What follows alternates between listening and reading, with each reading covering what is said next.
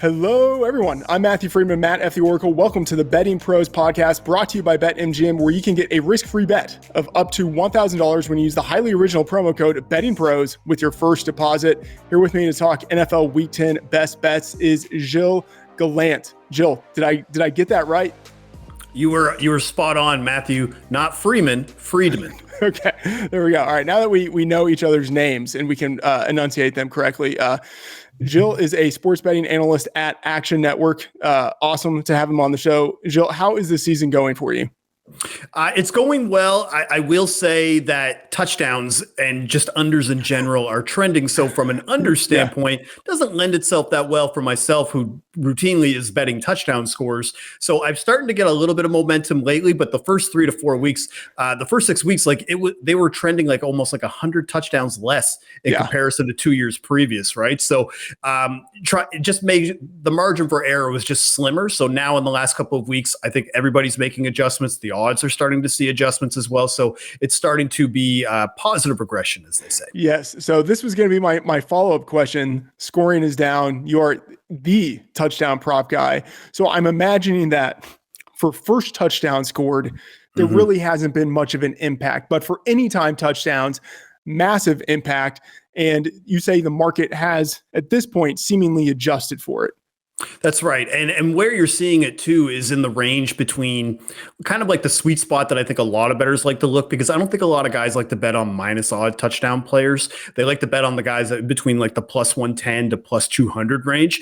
And those are hitting at like less than 30% this season. So comparative to the implied probability of what that odds is, it's a big shakeup. So now you're starting to see it kind of trend back towards that. But what you're seeing right now is you're still seeing some huge long shots come through. Like right now, the leading touchdown scorer for the season is still like a running back 3 on the Giants, Gary Brightwell. He cashed as like a plus 4,000 guy, like, you know what I mean, back like when they played in London against the Packers. And that's kind of what you're seeing right now is the top 10 touchdown scorers from a profit standpoint. Most of them are backups. The only guy that's actually in the top 10 that is actually getting profit and is a routine starter is actually Joe Burrow right now. He's looking at about 17 units of profit if you would just blindly bet his touchdown prop every week. All right. So good stuff there. I mean, week 10, we are now officially in double digits and over, halfway through or just about halfway through the season, week 9 marking the halfway point of the 18-week campaign. So into week 10, it feels like it's getting easier here at this point. And, this morning on Thursday, I published my projected spreads for every game with a few best bets. And Gilles, you've got some bets that you like. So we're going to run through them. And the first game I want to look at here is Dolphins hosting the Browns. And this number is 3.5 across the market. I'm looking now at the Betting Pros odds page, 3.5 at BetMGM. Again, you can get the risk-free bet of up to $1,000 with the promo code Betting Pros with your first deposit. I have this projected. Let me see.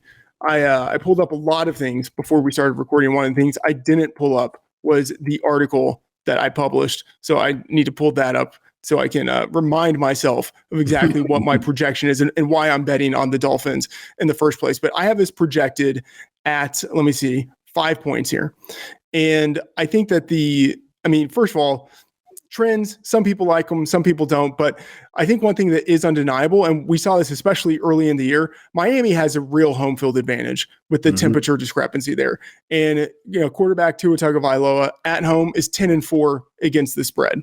And that information is actually courtesy of the Bet Labs database at Action Network, a tremendous resource. I think this game, you can obviously look at the offense. Tua has been fantastic, and outside chance he wins MVP. Probably doesn't happen, but outside chance that it happens. So you can look at the offense for the Dolphins to see, why they would potentially cover here. I'm looking at the other side of the ball as well. I think the Dolphins' run defense going against the Browns' run offense will be one of the keys of this game. The Browns' offense, it is built on their rushing attack. They funnel everything through the running game, and it's one of the best in the league. Number 1 in rush EPA, number 3 in rush success rate, number 2 in rush DVOA. The thing is, the Dolphins are actually top 10 against the run as well. So it's not like it's a great matchup for them. Defensive tackles, Christian Wilkins, Zach Seiler, both of those guys have strong PFF run defense grades. And the Browns, It looks like they might be without, again, right guard Wyatt Teller, who's dealing with a calf injury. He hasn't played since exiting week 6 early. So if the Browns can't run the ball with their usual success, they're going to struggle to sustain drives, score points, and most importantly, keep the explosive Dolphins offense on the sideline. So I think you put all that together. For me, there's value at 3.5, even though you're going above the key number 3. Obviously, you would love to get it at 3, even at 3.5. I still think that there's value. Gilles, I know that you are looking at this game, and there's a bet that you have in mind. You like the over. Yeah, and I like the over.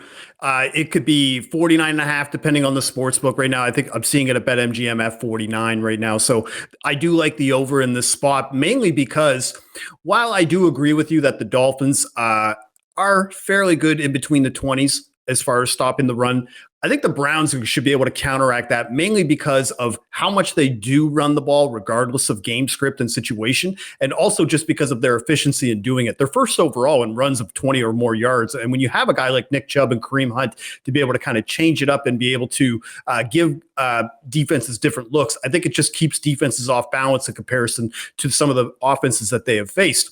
Now, the other thing, too, is the Dolphins, even though they do rank top 10 in that category, 11 rushing touchdowns this year. That's bottom 5 in the NFL. And they just let that Bears offense just kind of do like a junk offense on them and score 32 on them.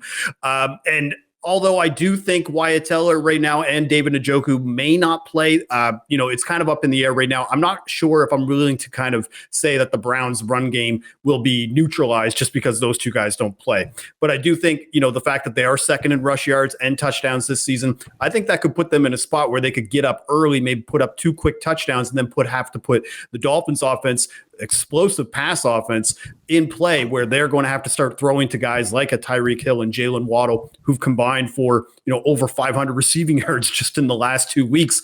And that's part of almost like, it's not a gimmick, but at the same time, Tua could just throw it up to Tyreek and get an easy DPI and put themselves in scoring position right there. But this game, I find, is just a great recipe for an over because you have 2 decent offenses and overall struggling defenses. Like, I know obviously they do well from a run standpoint, but they're still allowing over 25 points per game, and they each average right around 24 points per game. Both of that is around the top 10 in offense. So 5 of the Browns' 8 games this season have seen scores over 50 points. I mean, they allowed 30 points from the Jets offense. And to me, that is much as an indictment on that defense than anything, right? So from a 50 standpoint, 50 burger, I don't find that to be an insurmountable number. Now, once you start getting into past the key number of 50, you get into 51.5. Maybe it gets a little bit trickier to feel good about an over, but at a 49.5, I like the over in this spot. Yeah, I'm with you there. If I had to lean on a side for the total, I would be going over. And that does, kind of play into the idea of if the Dolphins are able to cover by a lot of points, score a lot of points, this one could easily go over. Now, another game that really catches my eye, and I'm 100% with you on this, the Steelers. You have them on the money line, and I like it. I did a study earlier this year looking at underdogs, and historically, if you like an underdog, even anywhere under 7 points, 6.5 or less, historically it's been more profitable to bet them on the money line instead of the spread. And you can kind of think about all the reasons why that might make sense. You like Steelers on the money line. Talk to me about what you're seeing in this game. Yeah, you're getting the Tomlin rah-rah situation here, especially coming off the bye. I mean, the Steelers are probably going to be the most bet underdog of the week. I don't really think we could dispute that. Maybe Seahawks, depending on how people are feeling about Seahawks Island. But I mean, Kenny Pickett is finally going to get what I would call appropriate practice time with the ones, like coming off a bye, actually being able to put in a proper game plan instead of just being thrown in at halftime to replace Mitch Trubisky.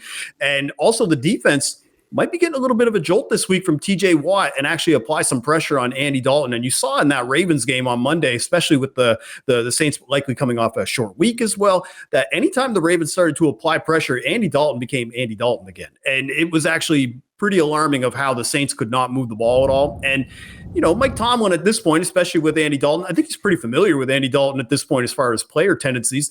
And when he was with the Bengals, he was 2-6 straight up in 8 career games that I still call it Heinz Field. It's Heinz Field in my heart. I can't keep up with all the new sponsorship names, but those 2 wins, They came back in like 2012 and 2015. He's lost 3 straight games in Pittsburgh. One of those wins was Ben Roethlisberger didn't even play. So, I mean, you got to think Kenny Pickett is a little bit of an upgrade than the backup at that time. Now, the Steelers as a home dog, ton of trends that support that. You know, they're 13-7 straight up since 2010, 13-3-4 against the spread.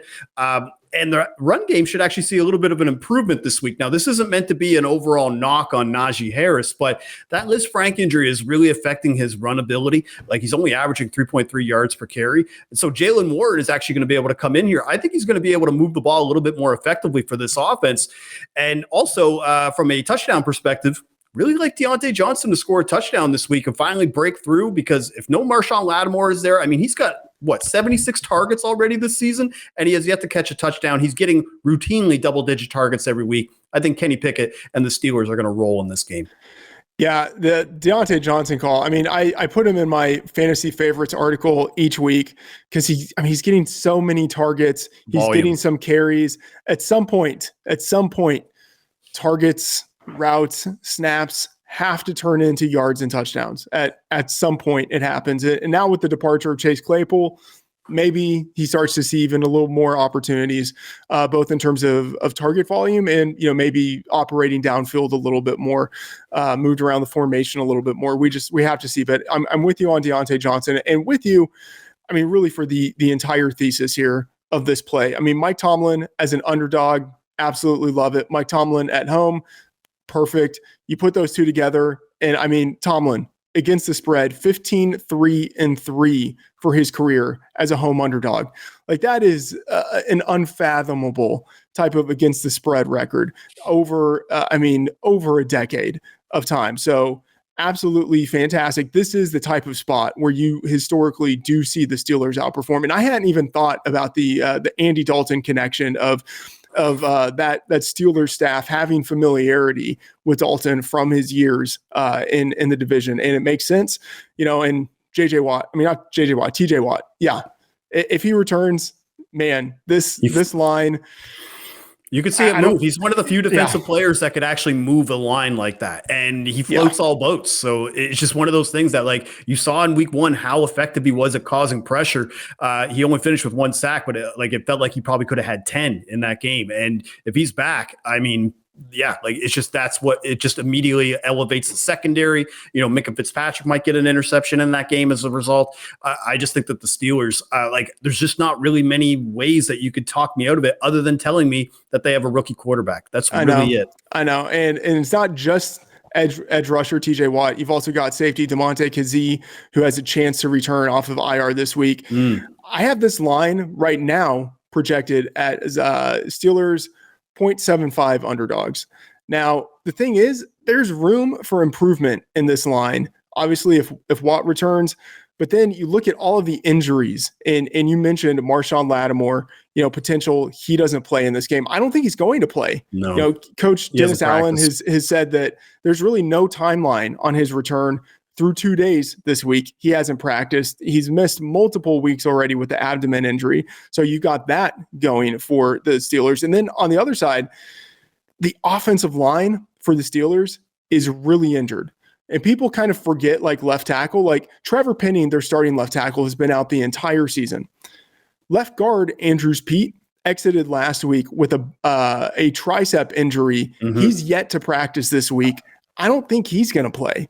And then you've got center Eric McCoy, who also exited last week with a calf injury. So you got the entire left side of that offensive line that might be out, and TJ Watt returning. I mean, come on. And don't forget about Ryan Ramczyk on the other side as well. He hasn't been practicing. Like, again, it's a hospital infirmary right now. Like, when you think of the offensive line, and really just a lot of defensive injuries across the board for the Saints. So I just think that they're overmatched. We saw what happened on Monday when they were kind of playing against a defense that was rejuvenated with Roquan Smith coming in. Now, I'm not going to put the Steelers defense on the level of the Ravens defense, but you just see what happens with that offense when they get pressure. And I just don't really see how the Saints are going to be able to move the ball outside of maybe a couple Kamara runs.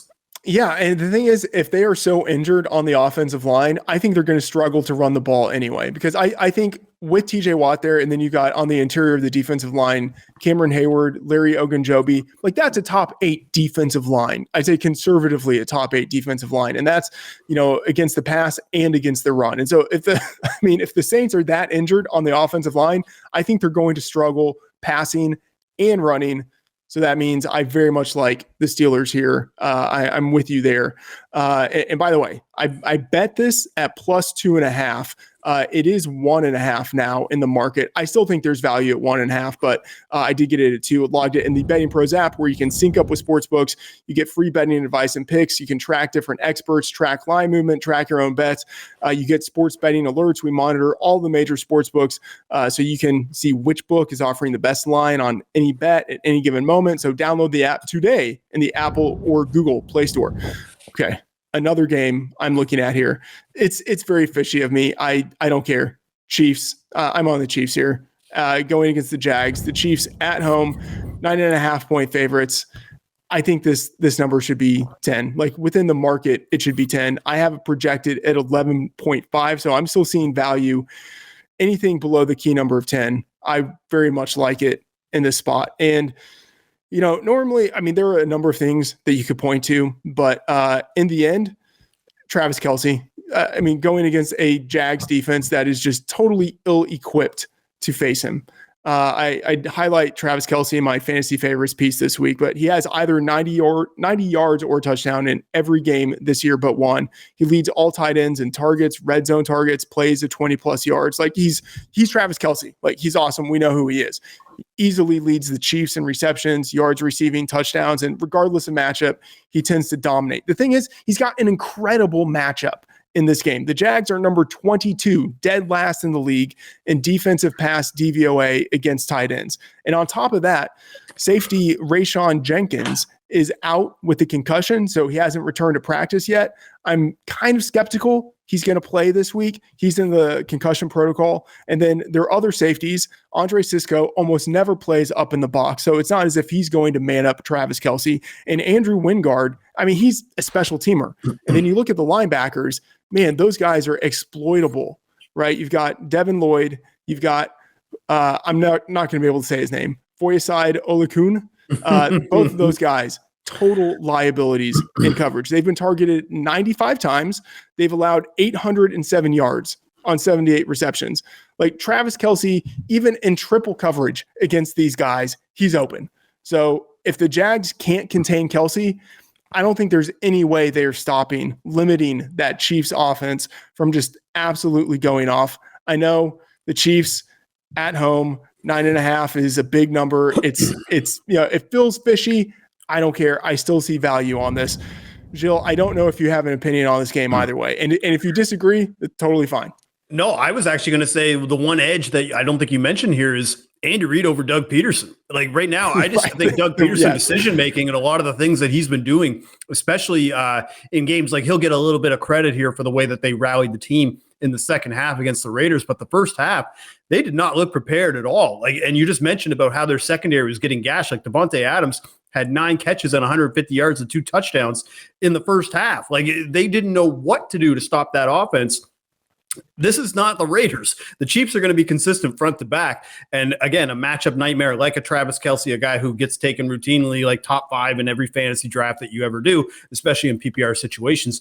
But I think that's been the biggest thing because I feel like Doug Peterson, again, he's one of those Padawans of the Andy Reid coaching tree. But at the same time, that guy's been dining out on the Philly special now for like 5 years. He is not a good coach. Like I honestly think, yes, he's a step up from Urban Meyer, but at the same time, the Jags offense and this Jags defense in general, just overall the team, just very much, they caught teams off guard, at the start of the year. Once kind of teams figured them out and realized, we can actually make Trevor Lawrence try to pass on us and beat us, and he can't do it. That's when I realized that team was starting to go downhill. So if Travis Etienne, I think he might be the guy that might be able to keep this offense in place and be able to keep this team in the game. But the Chiefs run defense has actually been a little underrated as well this year. So, and then again, it might also not even matter because the Chiefs might go up 21-0 and they might just abandon the run altogether. Yeah. I feel like the hope that the Jags have is Etienne, you mentioned, who's been fantastic, especially recently, ever since they traded James Robinson, a full-blown 3-down workhorse. It's great to see him able to produce coming back from the non-existent season he had last year because of injury. All right, one game that we are both looking at here. You have the Raiders hosting the Colts. Oh my goodness. A lot to talk about with this game. But by the way, I got to do the plug. Speaking of the Raiders, we're giving away a free signed Josh Jacobs Raiders jersey from Pristine Auction. If you want a chance to win it, subscribe to the Betting Pros YouTube channel right now. Comment below on the video, and we are going to announce a winner on the channel in a future episode. So turn on those notifications.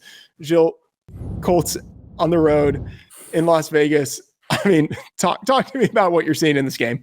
I mean, all you got to do is just watch a Jeff Saturday press conference and you could feel pretty good about a lot of angles that you want to look at. But for me, the biggest angle for me is the Colts offense. I'm going to be taking under 41.5. Now, we've been joking about this on the Action Network podcast about how I'm not going to pronounce Sam Ellinger. I'm going to be calling him Sam Ellinger until he wins a game in the NFL. He doesn't get proper pronunciation until he wins a game in the NFL because he's got 304 passing yards and 2 starts. Like, I get the Matt Ryan part about the sprained shoulder and we got to replace him here, but he just ain't it. And I know that you could take it a little bit for a grain of salt of going on the road against the Patriots and a Bill Belichick defense. So you almost want to say, okay, it can't be that bad next week. But I mean, 0 for 14 on 3rd down. Like, you can't erase that from my memory of what this offense does. And then, of course, if you just look at this offense as a whole, like outside of that miraculous comeback versus the Jaguars, they've averaged 10.8 points per game. Like, they just offensively, they're nowhere. And Frank Reich was supposed to be this offensive guru to be able to do it. And now they're maybe, I don't even know if they figured out who's going to be calling plays on Sunday at this point. I mean, I think they've announced it at this point, but tell me if you have to Google his name, because I guarantee you probably do. You don't know it right off the top of your head. Now, what I was going to say, though, is one of the positive things, speaking of Josh Jacobs in this jersey giveaway, one of the positive things the Colts have been able to do is stop the run.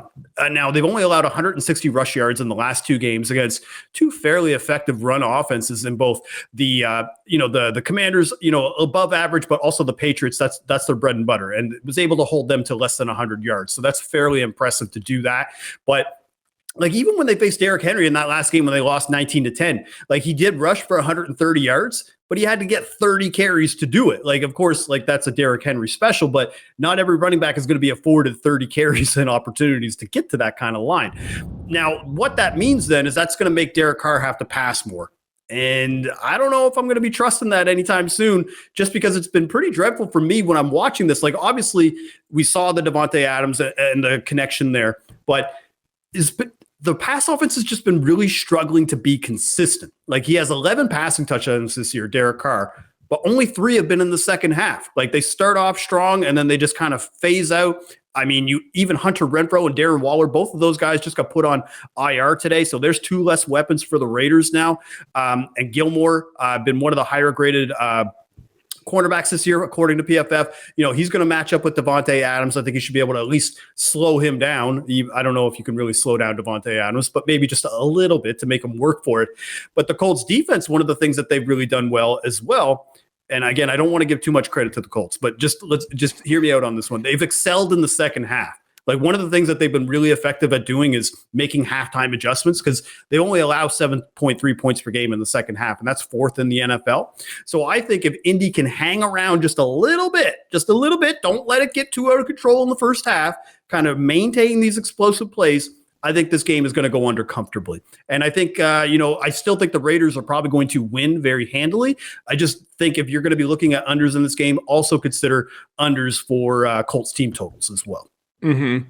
So this game reminds me, I agree with everything you said. If I were betting on the total, I would be taking under. The thing is, I'm also on the Raiders and the spot -5. So you kind of have to like thread a little bit of a needle here. Like, if you are betting on the favorite, but you also want the under to cash, you have less leeway for that to happen here. But this just feels like one of those spots where it really could happen. And it makes me think of the Kendall Hinton game that we had in the COVID. The Broncos Saints? Yeah. Yes. Okay. All right. In the COVID season, where you just have a team in total disarray, and you look on one side and you're like, okay, there's no way, regardless of how high this number gets, there's no way I can't not bet the Saints. Like, they are going to cover. And at the same time, there's no way I can't not bet the under in this game because of the situation they have at quarterback. That's a little bit like the dynamic. It's a little bit of what this game feels like. For the Colts,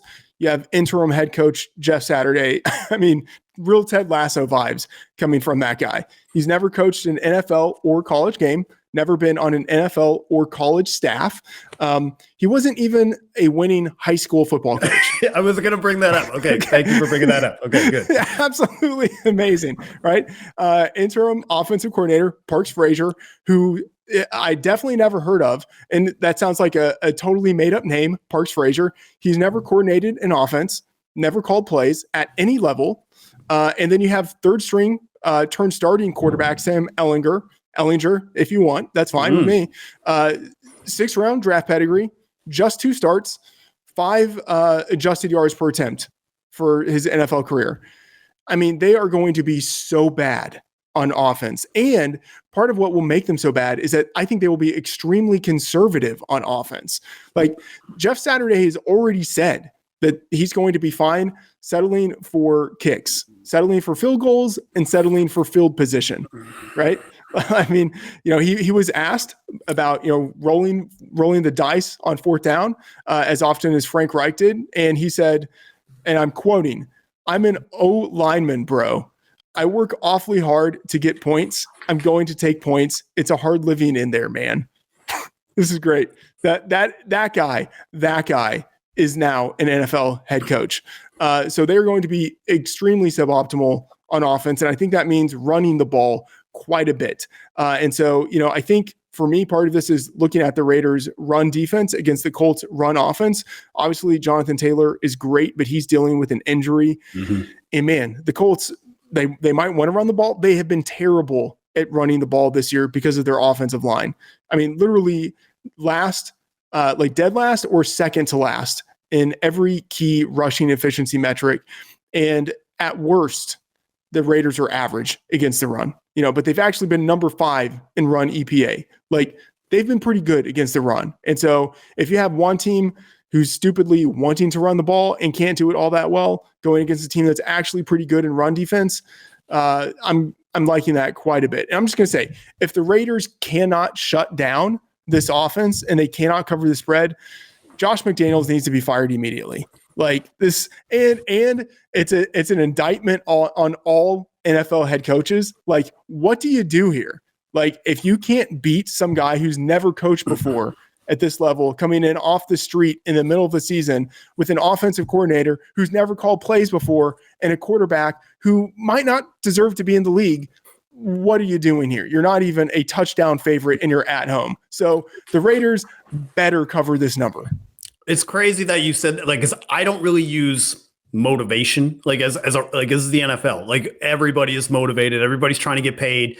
But one of the last tweets that Jeff Saturday sent as a civilian before he became a head coach was that this Raiders team is awful. So a little bit of bulletin board material. We saw a couple of fake Schefters kind of tweet out some fake news, and one of them was like that Josh McDaniels was fired. I don't think that that's far of a stretch if they lose this game. Like, if they lose this game to basically a Sam Ellinger, with a makeshift coaching staff, I don't really know what you can say about this Raiders team that you would want to proceed with him going forward. All right. One more game here, Gilles, that we should talk about. You and I, we're both Cowboys fans, to this point in our lives, maybe tragically Cowboys fans, although, hey, the 90s were good. It hasn't been so good recently, although this year's been pretty good. And now we've got this game, and I got to say, at the beginning of the year, this was one that I would say every Cowboys fan had circled on the calendar. It's like, got to go to Green Bay, got to play the Packers, Aaron Rodgers at home. And in the offseason, in the look-ahead market, this number was between 4.5, favoring the Packers. Mm-hmm. And then now we've got this line around 5, favoring the Cowboys. So massive line movement coinciding with the fact that the Cowboys, that defense is legit. And man, that Packers offense has looked really bad. And they've got injuries, significant injuries on both sides of the ball that they're dealing with.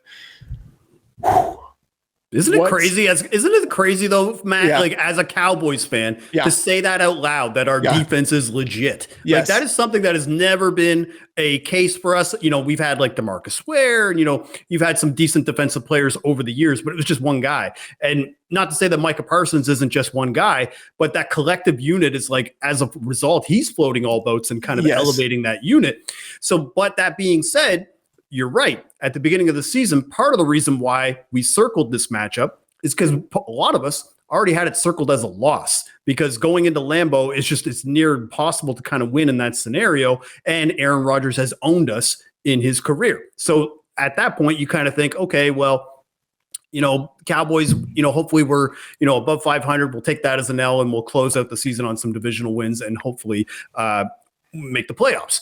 Now we're kind of in a position where we can get to pretty close to the top of the NFC with a win today. This is with that game. And that's pretty much going to be the end of the Packers season as we know it, if they lose this game, which is why when I was talking with you off air, asking, am I crazy to think that Packers money line might be a worthy bet here? Because just, again, I hate to do the motivation thing. But it just seems like such a letdown spot for the Cowboys, especially coming off by, a lot of people are going to talk about the edge of Matt LaFleur over Mike McCarthy. You know, a lot of people saying like, oh, Mike McCarthy's going to go back and be able to stick it to him. And I was just like, slow down here.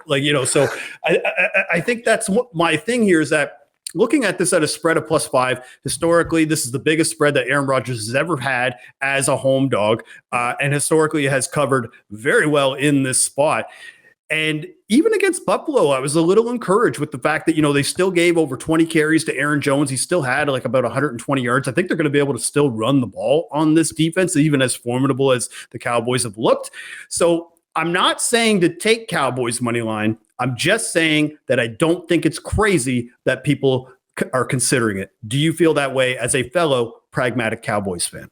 Thinking about the Packers on the money line. So, man, I gotta say, because normally for me before the season, like it was an auto bet. Aaron Rodgers at home, cover machine. This just feels like such a different situation. And I will say, like the skeptic in me just cannot imagine Mike McCarthy going into Lambeau Field and putting the final nail in the coffin that is undoubtedly the Packers season, right? Like I can't fathom it. Yet at the same time, like I have this projected exactly at 5. That's where the number is. And I look at this Packers team, and man, they are so injured. David Bakhtiari, even when he's out there, he's not himself.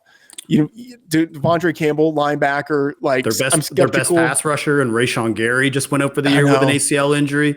And I mean Jair Alexander hasn't looked as sharp, for example, as he was when he got that contract extension. So again, they're struggling in a lot of different places. Allen Lazard is back from an injury standpoint, and consistently, even from a fantasy perspective and a touchdown perspective, but very consistent in this offense when he plays. But once you get past him, can you trust Romeo Doubs to make a play? Can you trust Christian Watson to make a play? Is Amari Rodgers ready? None of these players are in the realm of what Devontae Adams was bringing from a wide receiver standpoint to give them that edge. So it's difficult to envision how this iteration of a Packers team could beat this version of the Cowboys. But again, because we are these lifelong fans, we've seen constant disappointments or being put in a position where we could actually overcome this dragon known as Ayahuasca Rodgers. And I'm probably not going to bet it. I'm just being real here. But at the same time, the degenerate in me wants to take Packers money line just as almost like an emotional hedge for my heart. Yeah, the emotional hedge, I totally understand. On Monday, I bet Dallas at -4.5, kind of in anticipation of trying to get ahead of line movement and, imagining that the Packers, as banged up as they are, they will have significant guys who are not playing in this game. Romeo Doubs, the ankle injury, or is it, let me see here. Is it knee injury? Ankle injury. And of course, Aaron Jones dealing with an ankle injury. It seems very likely to play, but still, I don't think he's going to be close to 100%. Eric Stokes, cornerback, he looks like he's going to be out dealing with an ankle and a knee injury. So if I'm a normal person, I'm probably not betting this, but obviously we all know I'm not normal. I am on the Cowboys on this side. It has to do with the projection and the injuries, not the fact that I'm a Dallas Cowboys fan. If anything, I would be betting against the Cowboys because I'm a Cowboys fan. But I think Cowboys are the side here. But at 5, I think it's about right. Man, we will see. We'll see. Hopefully a good game of football. And by that, I mean Cowboys winning on the road by 21. All right. Gilles, thanks for joining us. Tell all the people about everything you got going on at the Action Network. Awesome. Okay, so every week on Sundays, as part of the Action Network's Power Hour, we have Convince Me starting at 11 a.m. Eastern. And right after it, we've got my show, The Touchdown Show, where I give out my best touchdown bets of the week for the Sunday games. Of course, I give out touchdown picks for every primetime game. You can find those on the Action Network YouTube channel, or you could find them on my Twitter account at GDawg5000. That is GDAWG5000. And then, of course, I have a weekly props article I like to do on Friday. I'm on Action Network's Best Bets and Recap podcasts every week. Those are on Fridays and Sundays. They keep me busy, but at the same time, it's the best job in the world. Yeah, and I think you do some shows with Nick Giffen, right? That's right. Yeah, Nick Giffen is my co-host with the Touchdown Show. He also has a show, a NASCAR show called Stacking Denny's, which he actually uses to be able to bet NASCAR. He's an awesome NASCAR handicapper, but the way he is with his projections, he also does a thing called the Luck Rankings, which shows kind of like the way that NFL outcomes should have been as opposed to what they actually were and the way that they were going. They've been very effective from an ATS standpoint for the way that people are betting. So yeah, follow Dr. Nick Giffen as well at RotoDoc. Yeah, Nick is great. I used to do a show with him back in the old days at RotoViz. So awesome stuff. Glad he's doing well at Action, and you guys are getting to cut it up together on a show. So awesome stuff. Obviously, give Gilles a follow. I'm on Twitter at Matt F. The Oracle. For all my work, check out Betting Pros and Fantasy Pros, best bets, player props, fantasy favorites, player projections, and rankings, and more. And if you like the show, please rate and review on your favorite podcast app. And that is going to do it for the Week 10 Best Bets edition of the Betting Pros pod. Thanks for tuning in. Good luck, and see you next episode.